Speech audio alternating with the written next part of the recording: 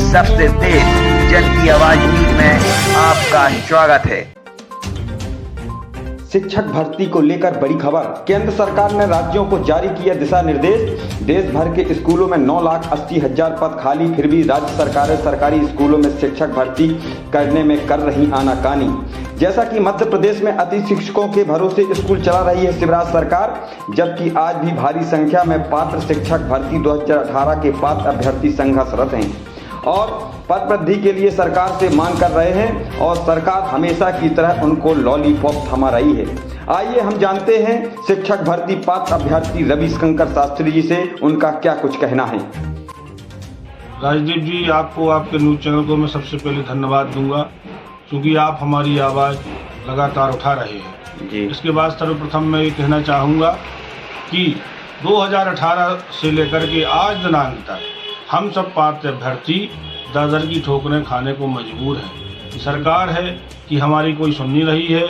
हमने कितनी बार आंदोलन किए, कितने ज्ञापन दिए, यहाँ तक कि संजय रघुवंशी जी के नेतृत्व में सीएम साहब से सीएम हाउस में मुलाकात भी की। अभी सीएम साहब से आपने लोगों के दल ने मुलाकात की है भोपाल में। मुख्यमंत्री जी का क्या आश्वासन रहा और आपको क्या लग रहा है, उनके आश्वासन पर भरोसा है? देखिए, भरोसा तो है, परंतु अपने माननीय मुख्यमंत्री जी जो हैं यह हर काम को दीर्घ सूत्री तरीके से करते हैं जी जी। हर काम में ये चाहते हैं कि हमारा चुनाव निकल जाए, समय निकल जाए, और चुनाव के बाद तो इस भर्ती का भगवान ही मालिक है कि क्या होगा क्या नहीं होगा। इसलिए हम सब पात्र अभ्यर्थी बिल्कुल तत्परता से, कड़ाई से और तन मन धन से, क्योंकि अभी हमारे पास मौका है और समय है, जो कुछ होगा सो अभी होगा जी, अन्यथा इसके बाद कुछ होने वाला नहीं है। जैसा कि सर्वविदित है, इस मध्य प्रदेश में अतिथि शिक्षकों के भरोसे सारे विद्यालय टिके हुए हैं, आप इसके बारे में क्या कहेंगे? राजदीप जी, अतिथि शिक्षक एक वैकल्पिक व्यवस्था है जी। मध्य प्रदेश सरकार में 2018 से यह व्यवस्था आई। तो आपके कहने का तात्पर्य क्या है? अतिथि शिक्षक रोड़ा है नियमित शिक्षकों की भर्ती में?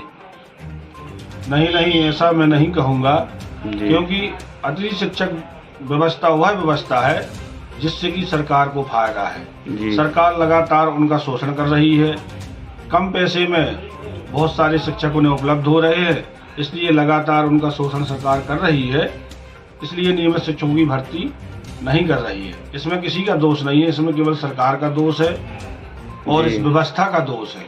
मैं तो कहता हूं कि अतिथि शिक्षक व्यवस्था ही बंद कर दी जाए, नियमित शिक्षकों की हर स्कूल में लगातार भर्ती की जाए, जितने पद खाली है उन सारे पदों पर भर्ती की जाए और इस व्यवस्था को ही बंद कर दिया जाए।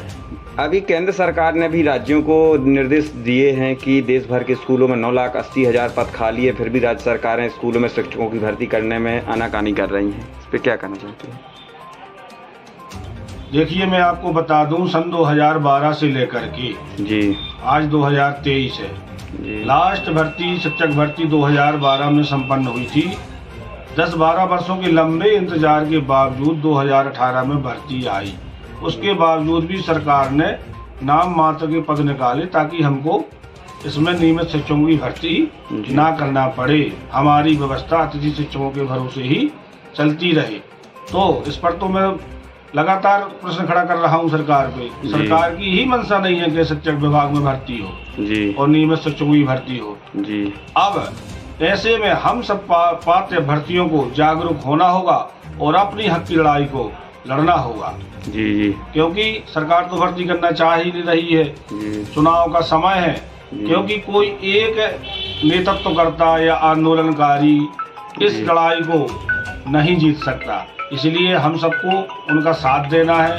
जो इस लड़ाई को हमारे लिए लड़ रहे हैं रात दिन, हमें संगठित होकर के वर्ग 1, वर्ग 2, वर्ग 3 तीनों वर्गों के अभ्यर्थियों को सड़कों पर आना होगा और तन मन धन से अपने संगठन का सहयोग करना होगा, तभी इस भर्ती में, इस आंदोलन में हम कुछ प्राप्त कर सकते हैं। अन्यथा चुनाव हो जाने के बाद जो अभ्यर्थियों के मन में ये है कि 2000 जो वर्तमान भर्ती चल रही है उसमें हम चयन परीक्षा देकर के सिलेक्ट हो जाएंगे, तो आगे की परीक्षा का तो मैं आपको बता सकता हूँ कि इस भर्ती क्या होगी, कैसी होगी, कितने पदों पर होगी और चुनाव के बाद होगी कि नहीं होगी, इसका कोई भरोसा नहीं है।